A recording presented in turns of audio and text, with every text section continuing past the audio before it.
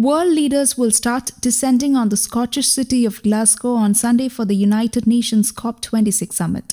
Billed as a make-or-break chance to save the planet from the most calamitous effects of climate change.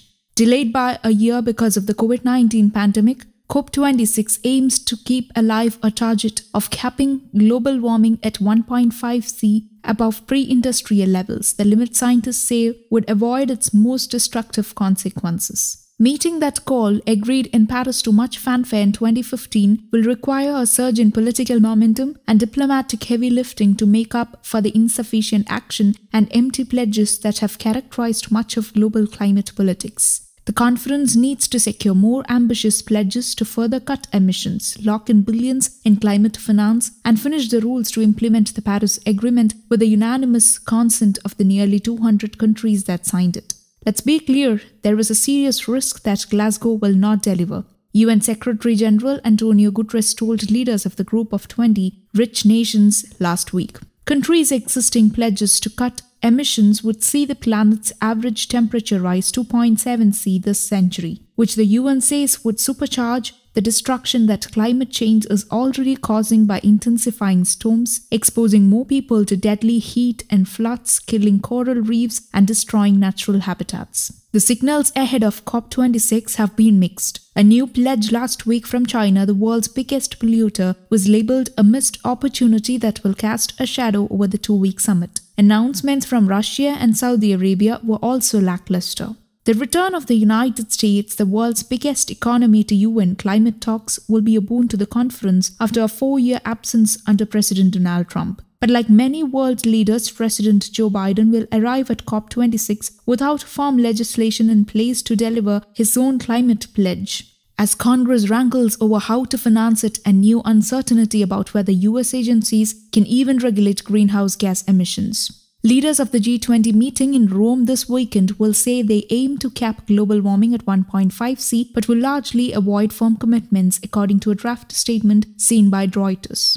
The joint statement reflects tough negotiations but details few concrete actions to limit carbon emissions. The G20, which includes Brazil, China, India, Germany, and the United States, accounts for about 80% of global greenhouse gas emissions, but hopes the Rome meeting might pave the way to success in Scotland have dimmed considerably. Adding to the challenging geopolitical backdrop, a global energy crunch has prompted China to turn to highly polluting coal to avert power shortages and left Europe seeking more gas and other fossil fuel. Ultimately, negotiations will boil down to questions of fairness and trust between rich countries, whose greenhouse gas emissions caused climate change, and poor countries being asked to decarbonize their economies with insufficient financial support. COVID-19 has exacerbated the divide between rich and poor. A lack of vaccines and travel curbs mean some representatives from the poorest countries cannot attend the meeting. Other obstacles, not least sky-high hotel rates in Glasgow, have stoked concerns that civil society groups from the poorest nations, which are also most at risk from global warming, will be underrepresented.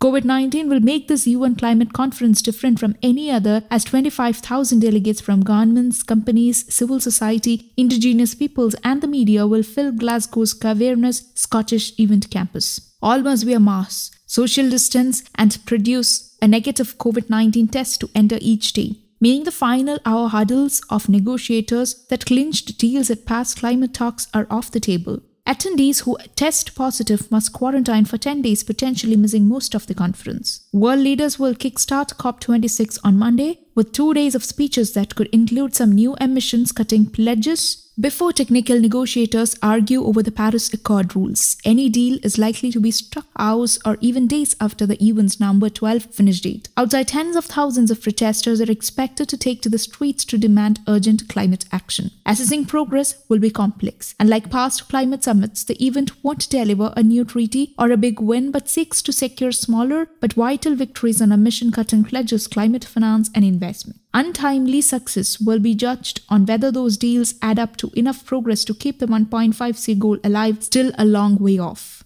Since the Paris Accord in 2015, scientists have issued increasingly urgent warnings that the 1.5°C goal is slipping out of reach. To meet it, global emissions must plummet 45% by 2030 from 2010 levels and reach net zero by 2050, requiring huge changes to countries' systems of transport, energy production, manufacturing and farming. Countries' current pledges would see global emissions soar by 16% by 2030. The way I think about this, there is a meteor coming at our planet and it has a very real potential of wiping out humanity, said Christiana Figueres, the former UN climate diplomat who led the talks that yielded the Paris Agreement.